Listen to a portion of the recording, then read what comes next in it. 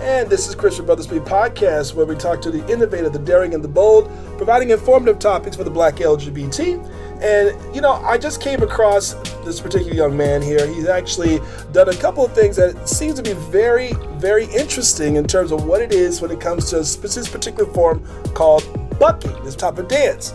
Now, the thing about it is, when I looked at his resume, I was actually shocked. He has a much longer resume, a much bigger resume than I can imagine here. So let's just kind of give the audience a little bit of what you've done. You've done tons of music videos when it comes to your choreography credits and artistic directing here. We have T-Pain, you have Sierra, you have Neo, Jennifer Lopez is one of the things you've done with music video wise. Then if I go to the tours, you've actually done things with Danny Kane, JC Chavez, still love that album by the way, Usher, Tyrese, Celine Dion. Then if I go down to the current movie credits, man, you've done a lot. One of my favorite movies, Vanilla Sky. You also did a great show with 6 Feet Under. You did some credit there. And also some great award ceremonies here. Stella Awards, Late of Soul Awards. You've actually done with Teen Choice Awards. And so I've seen even movies with RuPaul's Drag Race, The Best Man Holiday. The resume goes on, people. So, I'm glad I just called him for just a little bit of the projects that he's currently doing right now, which is called When the Beat Drops, which is actually a documentary that explores the development of bucking, an energetic form of dance from the point of view of Anthony Davis, an Atlanta native who helped popularize it. I'm very happy to have on my show Mr. Jamal Sims. How you doing, Jamal? Hey, I'm good. Thanks for having me. Like I said, I was like, whoa, wait a minute. This is much bigger than I thought. So, you go in my A-list. You go in my A-list category now. You go. Oh man, thank you. No problem. I think we all love film that tends to have that high energetic form of dancing all the time. Things that we still love. Even older movies like Footloose, that still makes us, or either when other movies with John Travolta, when it comes to him showing his skills, we always seem to treasure those types of films. We always seem to have a good passion, a good love for those type of films. So when it came down to this particular film, documentary called When the Beat Drops, I said to myself, okay, this helps. One is definitely deal with the LGBT, but it seems like watching the trailer, this is a lot more. It seems a lot deeper for a lot of people and the meaning of it. So I just wanted to kind of get your perspective on this and actually find out what attracted you to this particular project. What was it about Anthony and all this other good stuff? You mind talking about that? Yeah, so this is the I could tell you kind of how this process happened for me because I'm a dancer myself, and I started as a dancer at 17 years old, and my first job actually in the industry was Michael Jackson, Remember the Time. I was a dancer, Remember the Time was my first job. Oh my God. First audition ever. What? So, that was your first job? Yeah. Oh my God. Yeah. So I always like to lead off with that because it was such a big deal. I was self-taught. I was never trained. I learned off the TV, and Michael Jackson was an idol of mine. So dance has been in my soul for ever since I can remember. So I know what it is to have a passion for dance, right? And to want to take it to new levels. And so from doing music videos and dance as a dancer, and then choreographing, which was Usher. You mentioned earlier, Usher, Raymond, You Make Me Wanna. That music video I choreographed, that was the first music video I choreographed. And from that point, started doing choreography for different artists, Genuine, TLC, NSYNC. So it was around that the era where music videos were music videos, when they would actually play music videos. So my choreography, that's how it started. And then that went into commercials and then television, which was like award shows and stuff like that, and then eventually into films. And Step Up with Channing Tatum was my first film that I did, and then I did all the rest of the Step Ups, the series that went on, and also as well as like Hairspray, the new version of Footloose. So dance, like I said, dance for me has just been has always been a passion, and almost in 97, I went to a club in Atlanta called Tracks. It was a gay nightclub, and I came across these guys who were doing this particular style of dance that I had never seen before, and I was so intrigued. And they cleared the floor, and they danced and they battled on that dance floor for a good 4 hours. Wow. And I want to say back then, I thought I had been exposed to it all. I thought I had seen everything. And this was particularly interesting because it was something that they had to have some sort of regimen. They had to have sort of formation, and it was, it was choreography. It was all that stuff that I love. And so I was really interested in it. But at that point, my career had just taken off as a choreographer. And I ended up just going back into choreography. But I always knew that I wanted to explore that world in some sort of way. Yeah. So cut to 5 years ago, I was directing a music video in LA, and my producer, Jordan Finnegan, asked, I know I want to direct. I knew that was my next step. Dancer, choreographer, my next step is directing, and I have a passion for telling stories. And so anyways, long story short, I said I want to do a documentary on these boys that I met in the club maybe over 15 years ago, and I would love to go back to Atlanta, see if they're still there, see if the community is still strong, and if they would allow me to explore their world, because it was something that was very underground about it, something that people didn't know about, Okay. So that's what drew me to the project. I went down there and I talked to a couple of the teams, and they didn't really want to do it, but I told them that if I don't tell the story, if I don't help tell their story for them, somebody else is going to do it, and it's not going to represent them in the right way. I mean, and sometimes they won't be represented in the right way. And and that's what they were afraid of. They were afraid of being misrepresented. And I said that, I have no interest in misrepresenting. I really wanted to tell a story, So anyway, so that's kind of how it all came about. It took 5 years to film. Well, 4 years to film. We edited for a year, and now we're here. And I'm just happy to hear that people are responding to it, and it's getting such a great reception, Right. Yeah. Like I said, when I saw, because a lot of these guys have different careers. A lot of them have really different jobs that they normally do. So they do this, and some of them, I believe one particular clip, he was afraid that his job would find out that this was, I was taken back by it. I'm thinking to myself, whoa, this is something that you don't think about. Yeah, exactly. I never would have even thought about that. When it comes to this type of form, because when you start looking at dance and you see that the importance of it to them, you begin to look at it completely different. Different. How did they feel that the project finally came out when they finally did see it? So excited.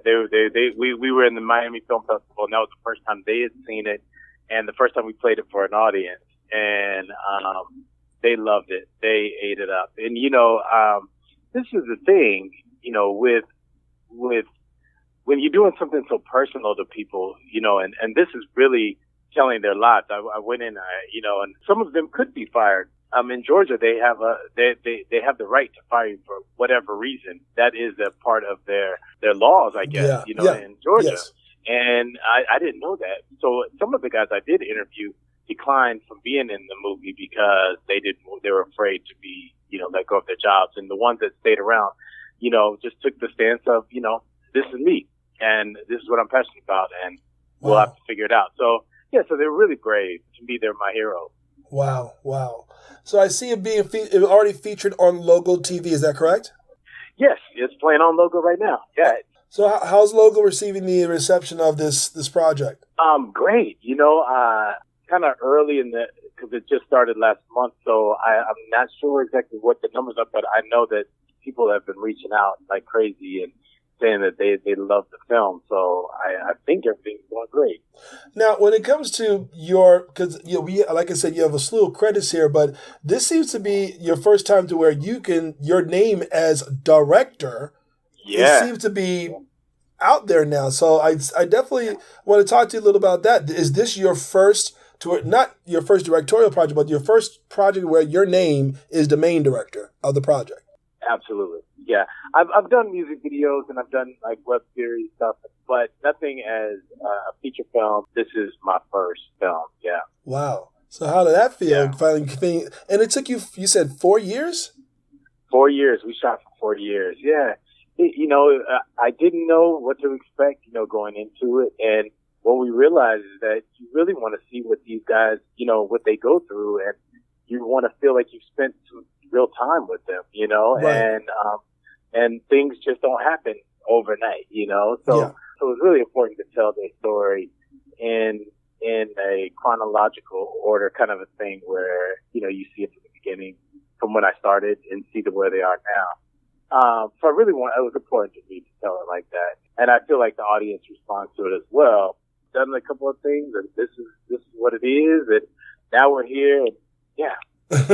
Now I'm seeing that when I went on your resume here, I guess this also from bucking, I see Buck You. That's actually going to be. Okay, so yes, so that I have to clarify that. So that was going to be the name of this documentary.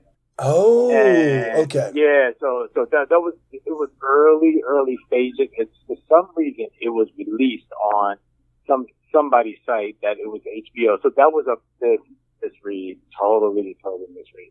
But yeah, that was gonna be the name of the title of the film when we first started.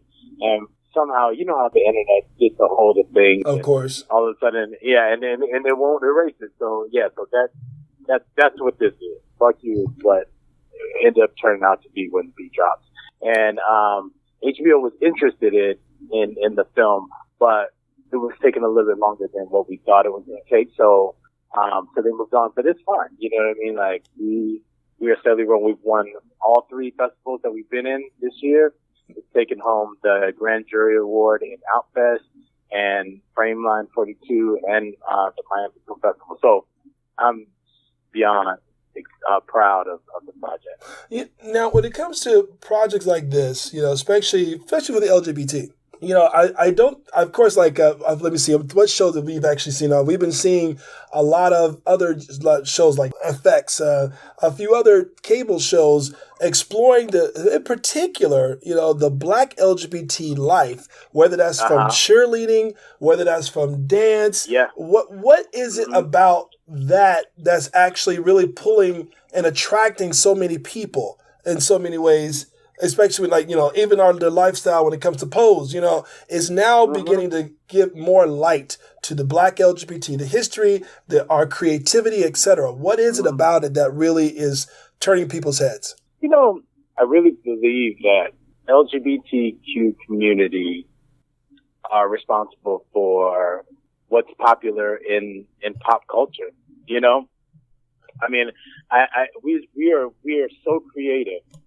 And I mean, in the dancing, in the singing, in the styling, all the trends that go on, if you look at it, we have something to do with everything, even if you trace it back. So I think when you inform people, when you give people the information and they realize, oh, this is where that came from. Right. Oh, that's how that came.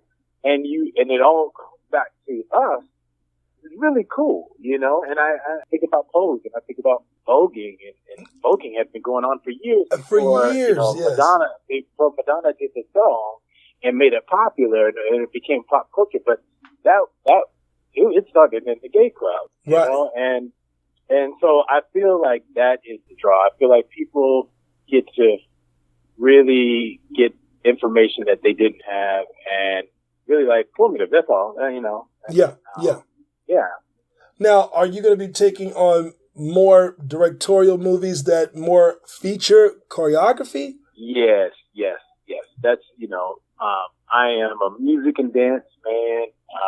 I love them both equally. And I want to do feature films that involve music and dance, and I will venture out to do comedies and other things. But right now, this is my skill set. I've been choreographing films for 20 years now, and this is what I do. So I really want to get my hand on really great projects that I think I have coming up and let loose. For some reason, when you watch a film that has a lot of dancing into it, and I even go down to Oh God, what was the movie with Patrick Swayze? Dirty Dancing. And Dirty Dancing. I mean, it automatically is like an automatic classic for the world, Yeah. you know. And Sure. but it does it in a way that it also is able to depict romance. It depicts action. It depicts so many things with movement and body to where you can actually put good acting with it, and you can end up with a really popular hit that really stays within pop culture forever. You know, like Dirty Dancing. So when it comes to films like that, which I gotta ask, are you looking to produce more films that's more with African Americans, or just a mixture? Just it doesn't really matter at this point. It's a mixture. I'm Black.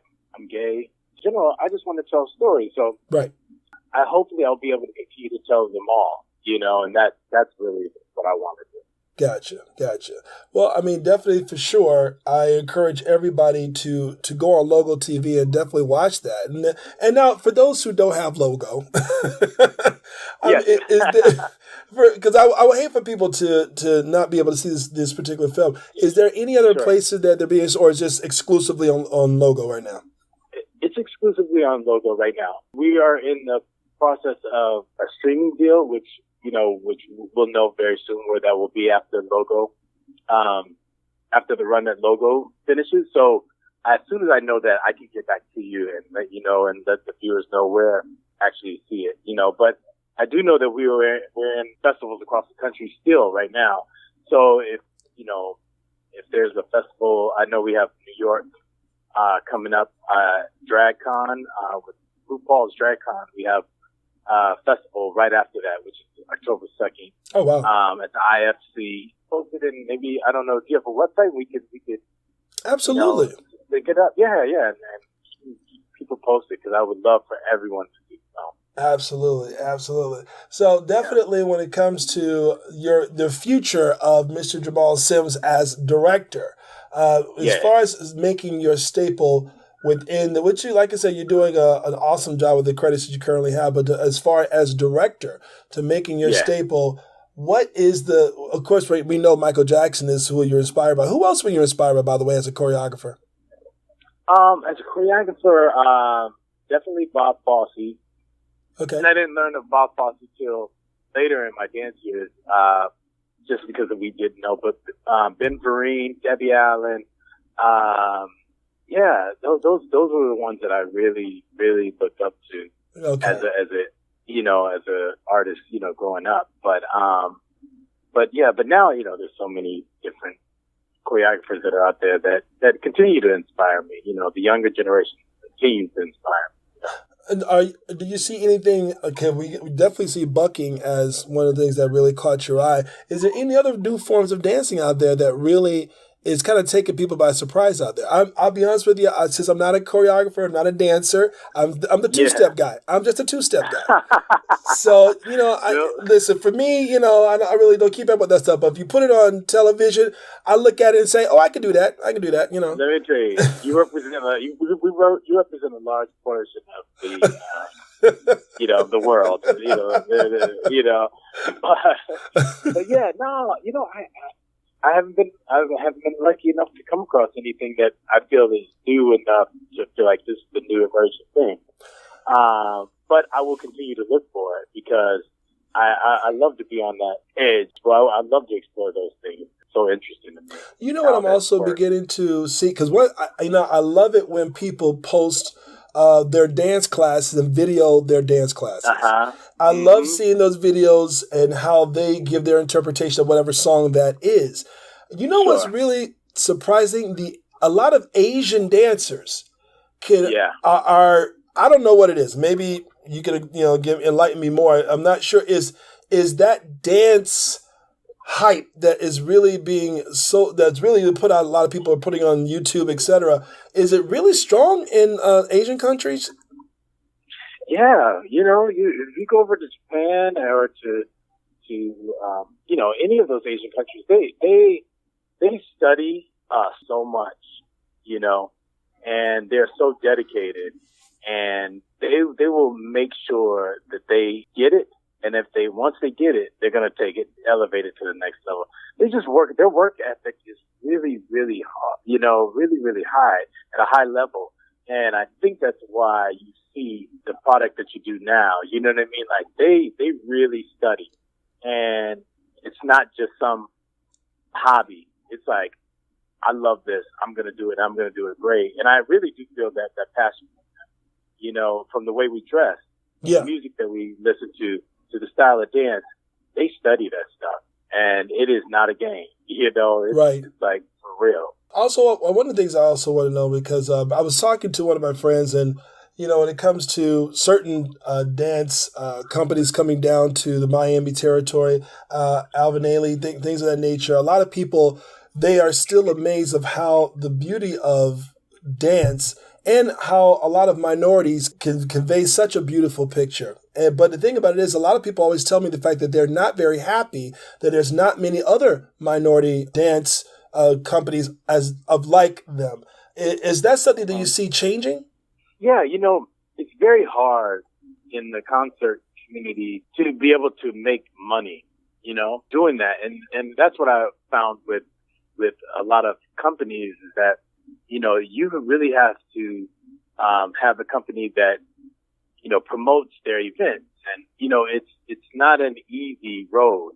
And that's what Alvin Ailey is good for. It's good at is they have a name now and they can go anywhere that they go. So for the younger companies, it's harder to get that notoriety, if that makes sense. Gotcha. It does. Really get that following where people will come to the shows and pay the amount of money and so that they can pay the dancers what they deserve for dancing in the show. And so it's just a constant grind. And Gotcha. I think that's what's hard about the concert dance industry. But I definitely think that we should all go out and support anytime we see something like that come into town. Right. Because it's important. Live performance there's nothing like it, and I'm in film and TV, but I love live performance. There's nothing, you just can't get the feeling anywhere else. When it comes to just dance in general, just for generationally, are people really going out there and just doing it and really trying their best to become better dancers now? Do you see a different generation really taking on dance and really, really going full-fledged with it, or do you see something different? I see every generation is different. From back when I was dancing, we didn't have social media. We didn't have this new form of instant gratification, right? Like we had to train. We had to go to these auditions.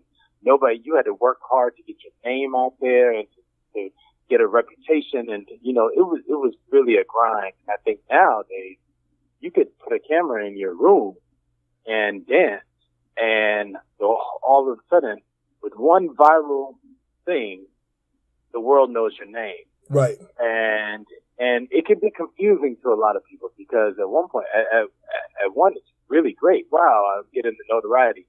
But the other part is that I don't have the experience, because if they want to hire me to do something, I don't have the experience of going to a rehearsal and knowing how to work with a choreographer or work with an artist. So those are the things that it deprives you of with this social media era, if that makes sense. It takes away the grind, the hard knocks. You have to go through those things because that's what makes you stronger. And then, you come back and you say, okay, I went through that. Now I can go through this. I can go to the next step. That's what I see with this generation. A lack of that and the willingness to do that. So the willingness to continue to perfect their craft and understand what it is. And gotcha. So, absolutely. So when you come across and when you start seeing things like that, does it concern you about the industry of dancing? Yes, it does.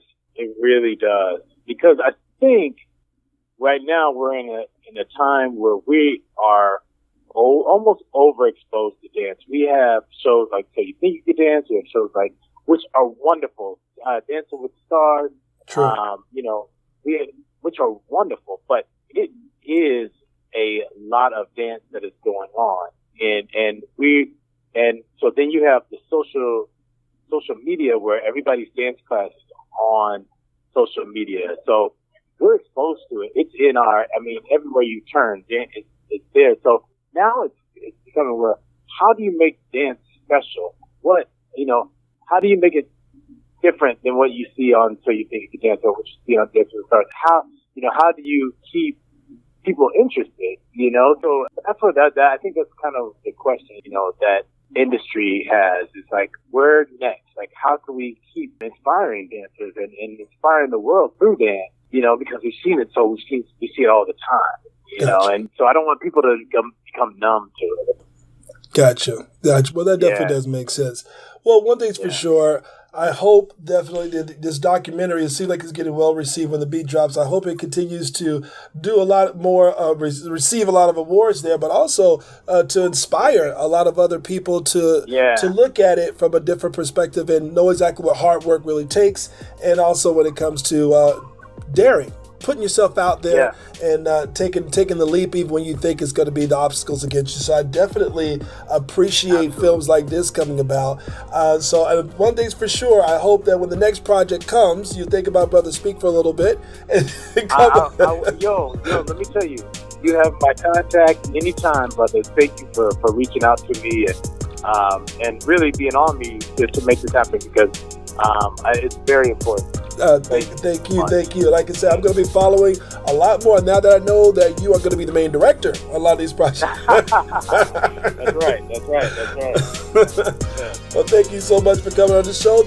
And again, I'm thanking Mr. Jamal Sims for coming on the Brothaspeak Podcast, talk about the latest project, When the Beat Drops. Again, you can check it out exclusively on Logo TV. I'll make sure I have the listings directly underneath the podcast information. Have a wonderful day. Closing this thing out with Mr. Jamal Sims.